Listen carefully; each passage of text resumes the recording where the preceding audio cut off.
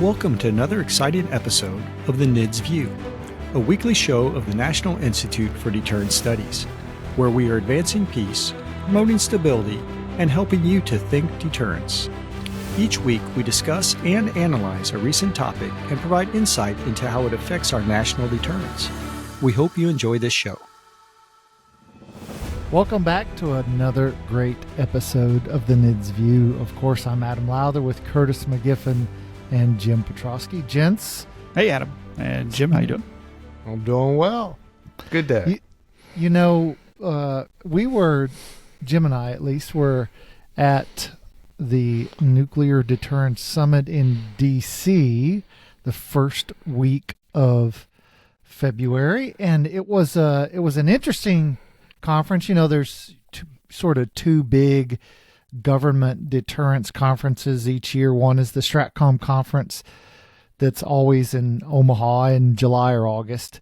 And then every year in January, February, there's the NNSA sponsored, Monitor Exchange sponsored Deterrence Summit, which focuses more on, instead of the DoD side, it focuses on the DOE NNSA side. And they're very different flavors. And so it's good to go to both because you see the two sides of the nuclear enterprise. And I sort of wanted to get from you, Jim, what was your take on this year's? Because I think for you, it was your first time to be at the Deterrence Summit. What was your take on the conference?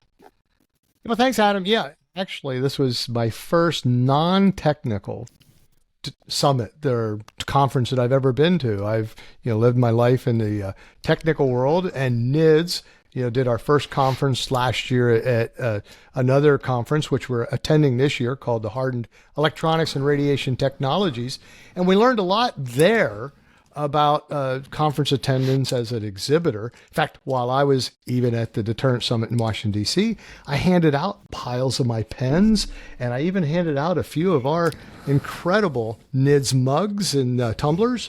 And so I was able to talk about NIDS in general. So that was a good thing about the Deterrence Conference. But seriously, Adam, I think, and Curtis, I appreciate you guys give me the time, because I know I work for you guys, right? So you gave me the time to go to DC. It was sort of nice to be in DC at this time of the year. We had warm weather. People were out on the mall, which last time I was in DC for any great period of time, it was during COVID, and the place was just completely empty.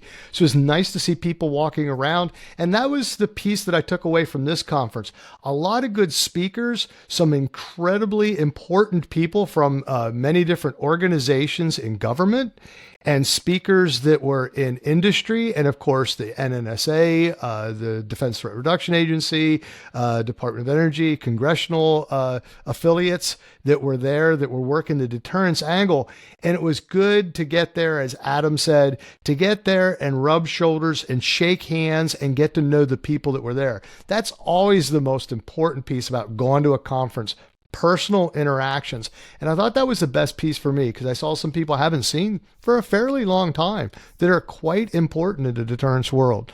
And so if you go to a conference like this, I think that was important.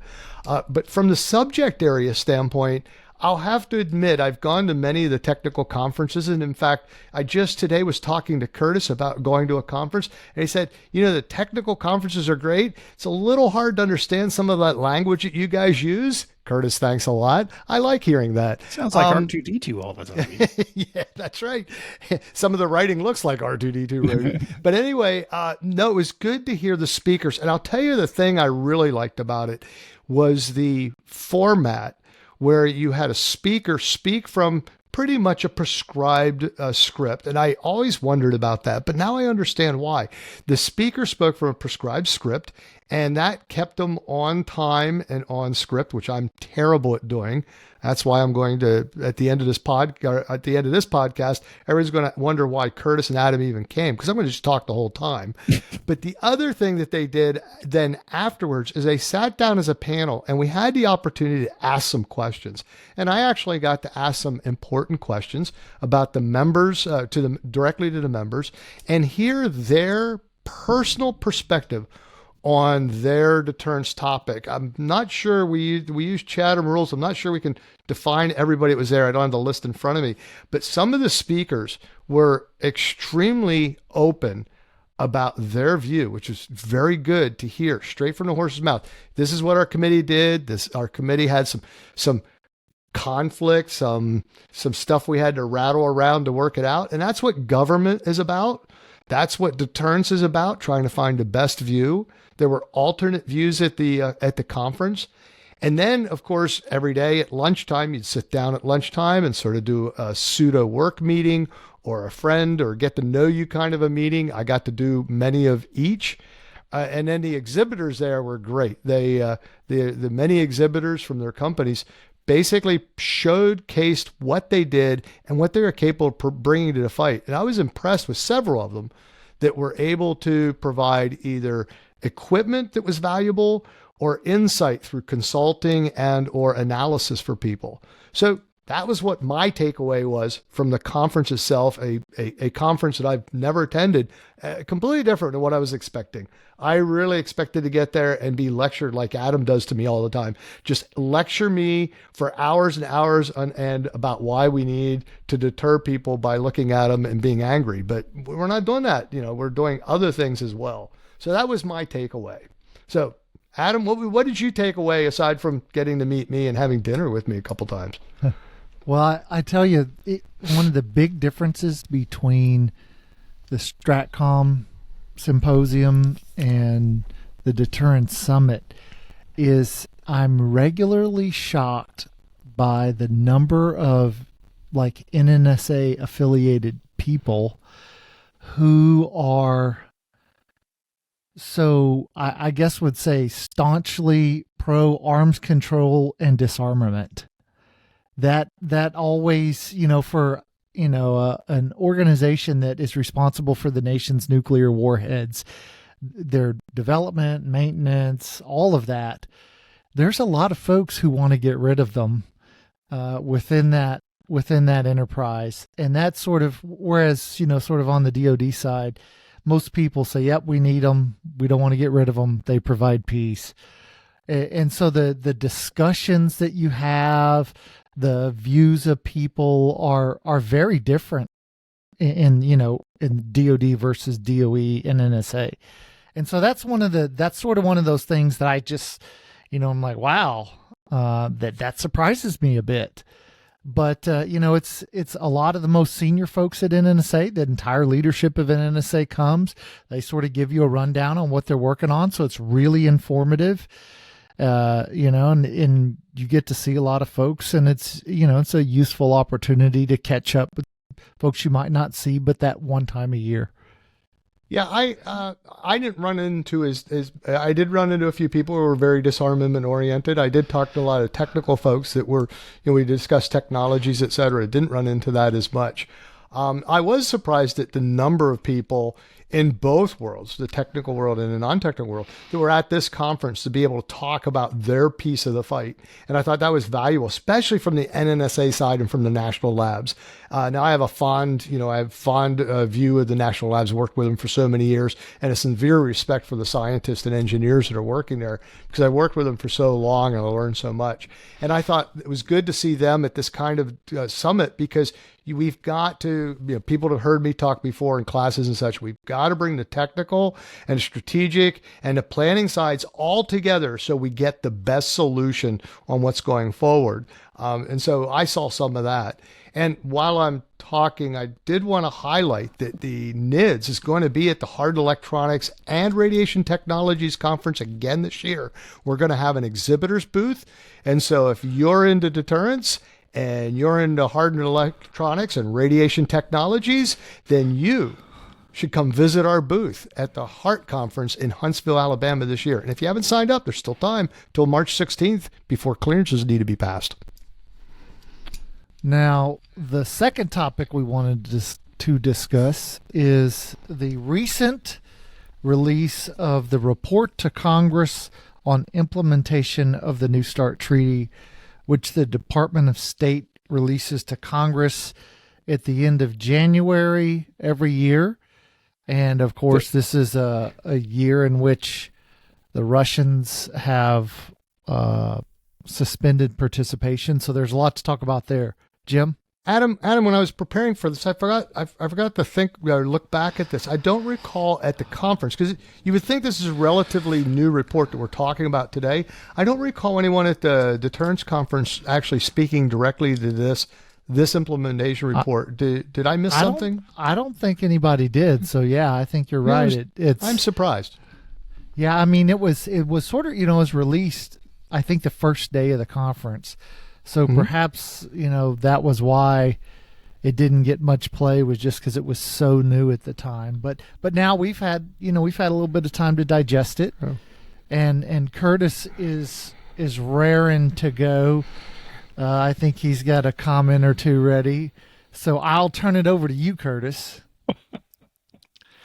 All right. Well, I don't want to disappoint anybody, and I'll start off with my pessimistic view of this report. Pessimistic? Wow. Yeah, it's hard to believe, isn't it? Well, first of all, I didn't get to go to D.C. I drew the short straw and wasn't able to go. For all our listeners who are wondering, hey, was Curtis there? The answer was no.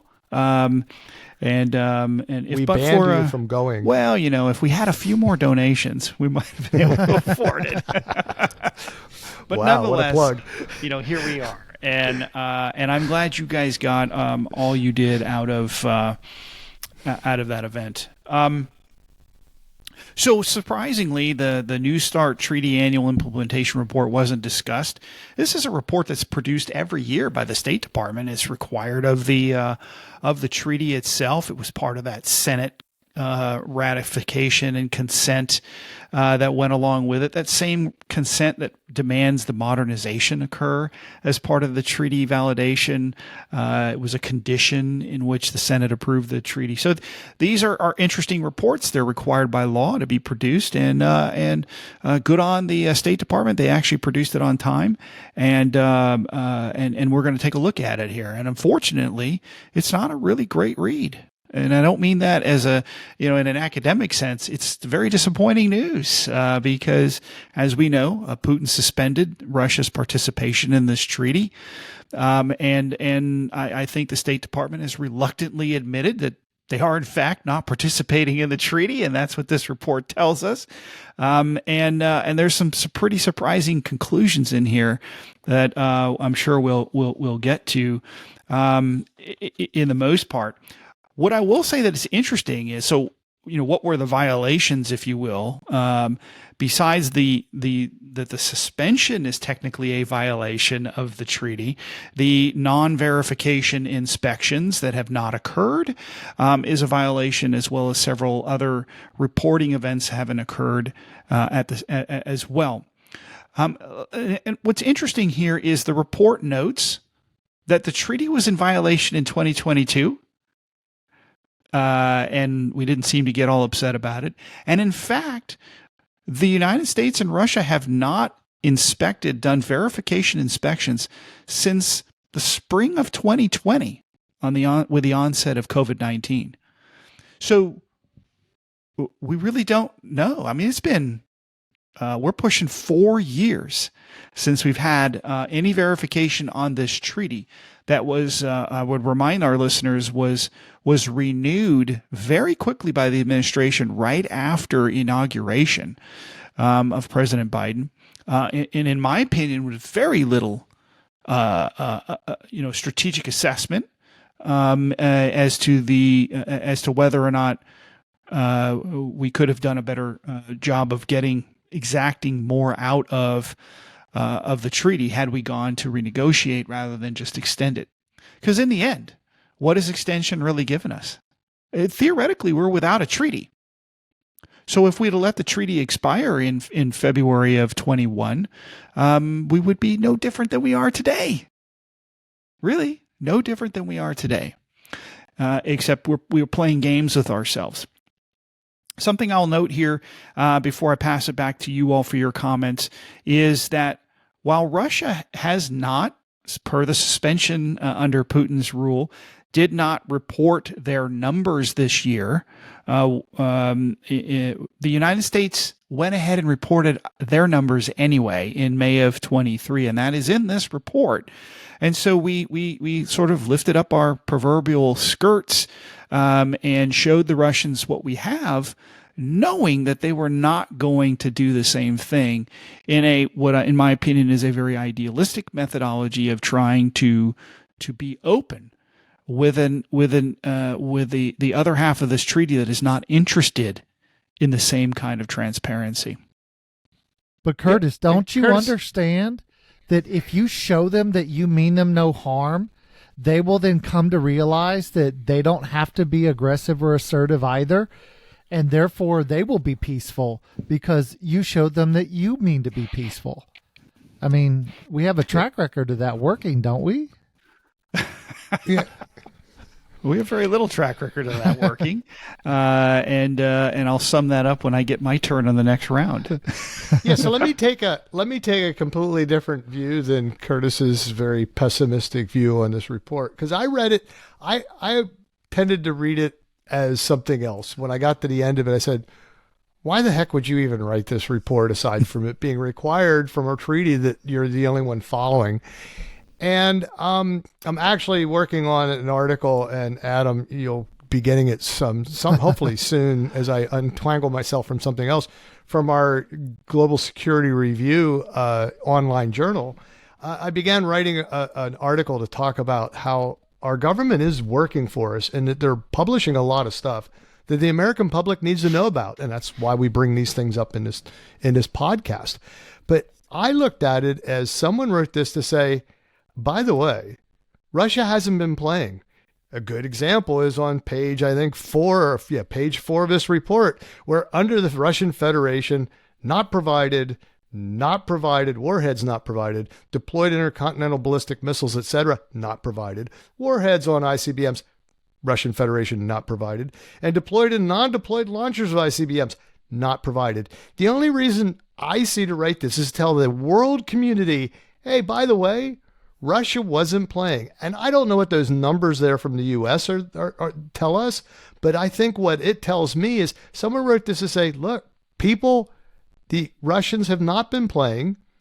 We really shouldn't have been played. It's also a nice history to go back and say, extending this thing, as Curtis said, probably wasn't in our interest anyway. It wasn't doing us any value.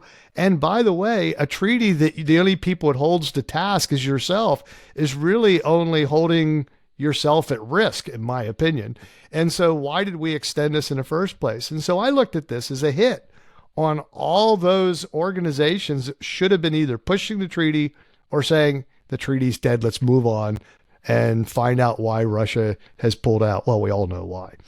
Curtis, what are your thoughts on that? A counter to you. Well, let me just add on to that, and I'm sure Adam's itching to jump in here, but what's not said in this report is the real reason why Russia suspended. So they cover in here some made-up excuse that they cite that Russia uses to claim, and it's so trivial it's not even worth mentioning here. But what the reality is, and it's in the AP article that came out reporting on February 21st when Putin actually suspended it, was that they were reacting to what Putin referred to as they, meaning us and NATO, I guess.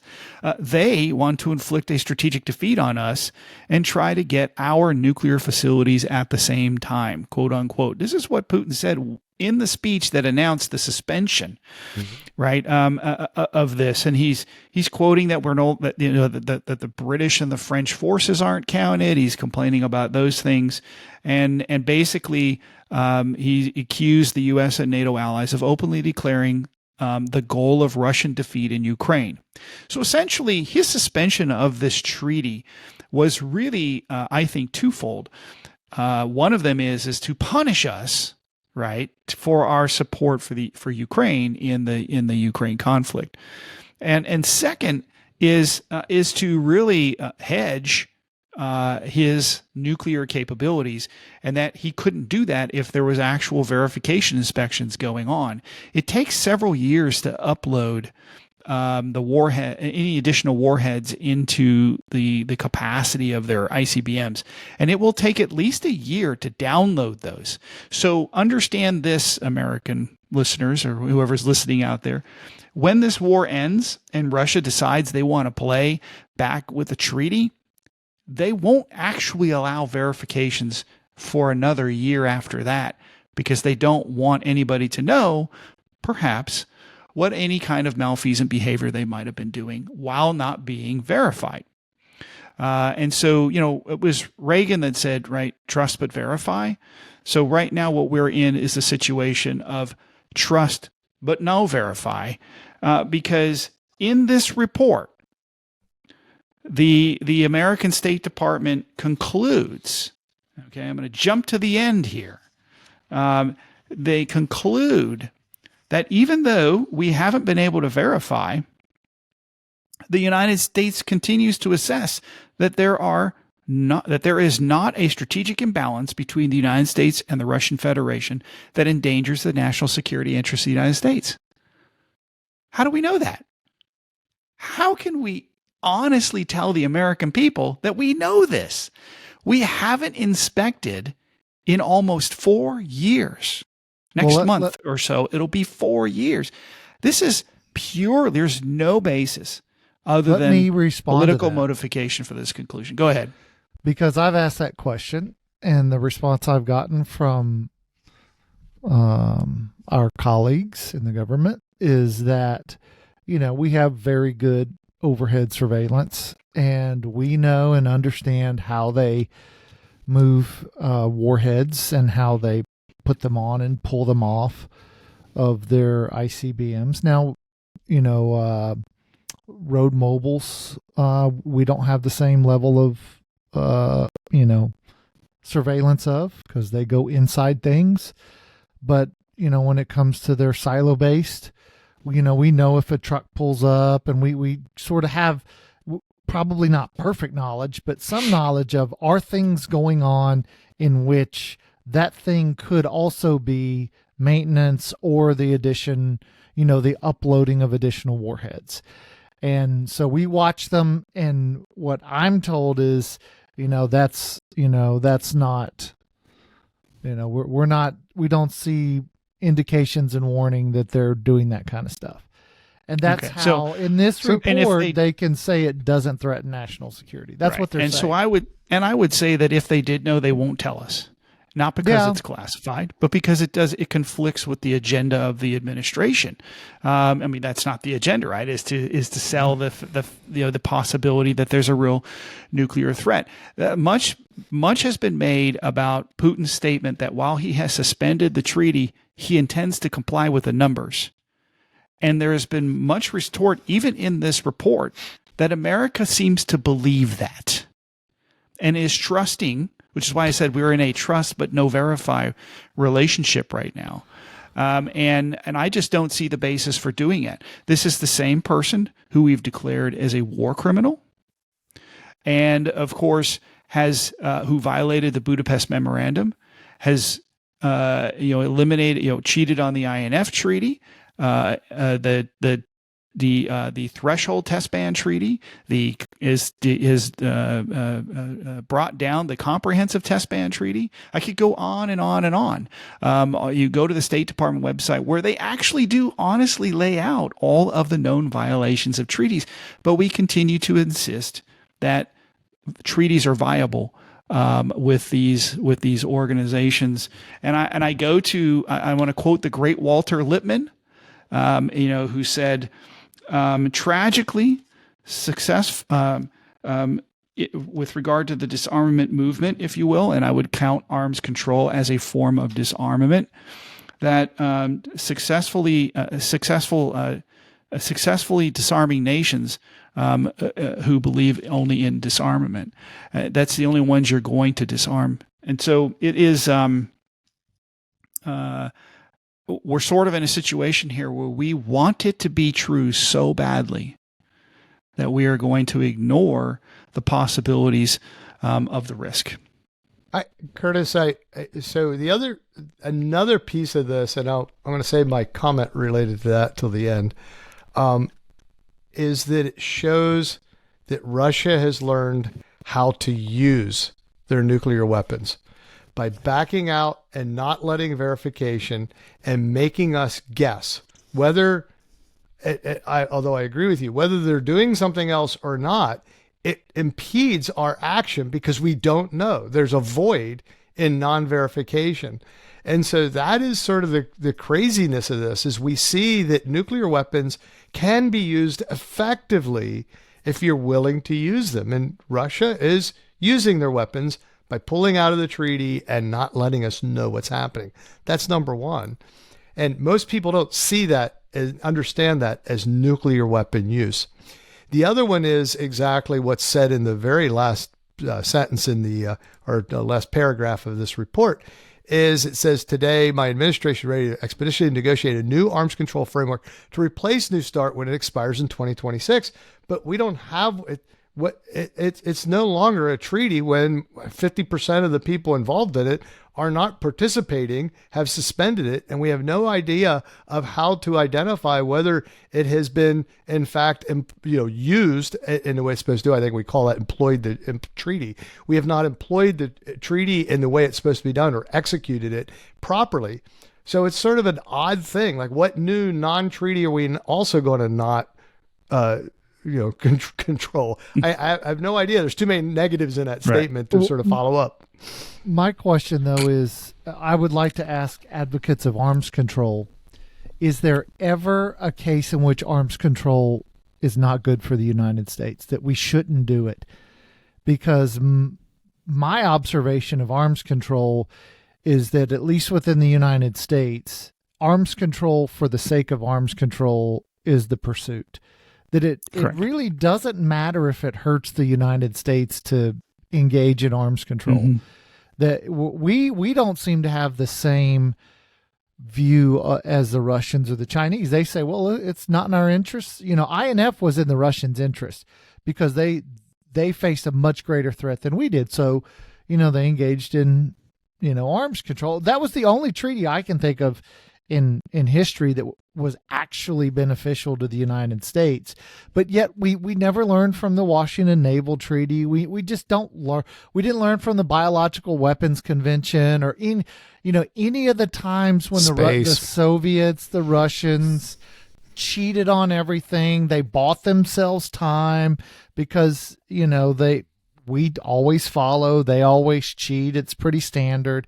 And then the problem now is that Walter Durante, he's back in the media. The media sort of has this Walter Durante view that essentially allows the Russians to get away with stuff.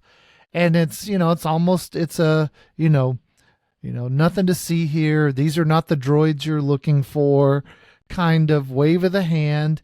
And the simple fact is, and because their fear is, we'll if we don't sort of push this narrative of arms control, it's great and we'll do it, then we could have an arms race.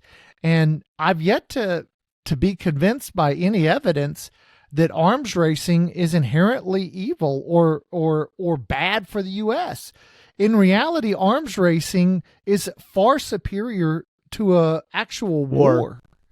Yeah. And I would much rather engage in an arms race than a war. And arms racing does not lead to war. Correct. Arms racing often leads to war. Yeah, Washington Naval Treaty helped, instigate a war. It led people to think, hey, if we build up quickly, they haven't, we can take advantage of that. And so I'm just so skeptical of this blind pursuit of arms control at all times for any reason. So I want to add to, reflect on Adam's statement about that we might be able to know whether or not the Russians could be uploading warheads. That's the argument here. That's the argument, and that's fine. I just want to counter that argument because right here in the document on page 8, it says that Russia's violation of its obligations to facilitate U.S. inspection activities on Russian territory and provide the biennial data updates and send notifications pertaining to strategic offensive arms negatively affects the ability for the U.S. to verify Russian compliance with the treaty warhead limit. Right? The United States assesses that the Russian Federation likely did not exceed the New START Treaty's deployed warhead limit in 2023. Okay, they're unable to verify that Russia remained in compliance throughout 2023 with the obligation to limit its deployed warheads on delivery vehicles subject to the New START Treaty to 1,550 warheads. So they're saying we're not able to verify that. Okay, but because we can't verify it, here's my assessment. Because we're unable to verify that there's possible cheating, we're going to assess that there's no cheating going on. That's what this report says, and that is the silliness of this whole thing. And in our closing minutes here, I just want to bring up a couple things, and then I'll relinquish the mic here. And that is that arms control does not positively influence Russian behavior. It never positively influenced Soviet behavior. Okay. And it does not constrain the policies of governments that are bent on achieving military superiority. It only constrains us because we want these treaties more than they do. That's essentially what this is. Arms control is about unilaterally constraining and shaping the U.S. and sometimes Western behavior, and it's only salient to the United States. Okay. And the adversary will believe that every negotiation for arms control is a trick by the United States to limit them, to control them. And so they're basically going to agree to anything knowing that we will follow it, and then project, right? Accuse us of doing the things that they're doing. And to Adam's point, arms control is not a treaty unto itself, right? Or it's not an end unto itself, I should say. And it has to inform and shape a greater good, right? What is the ultimate goal? It's to place either the United States or the Western democracies in a better position, not in a worse position.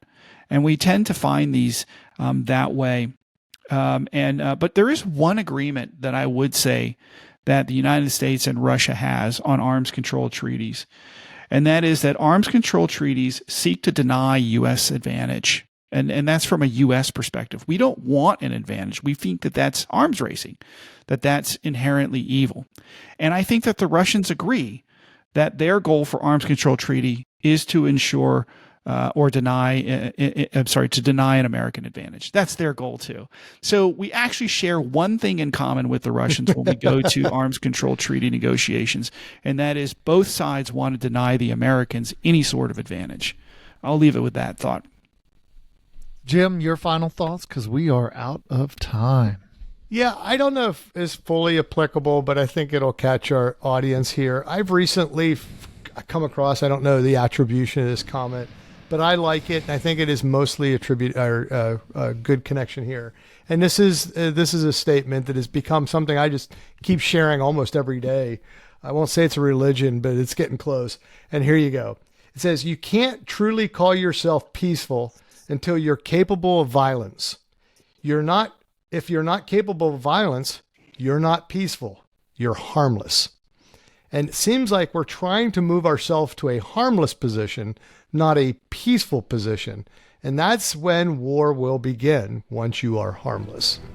Back to you, Adam.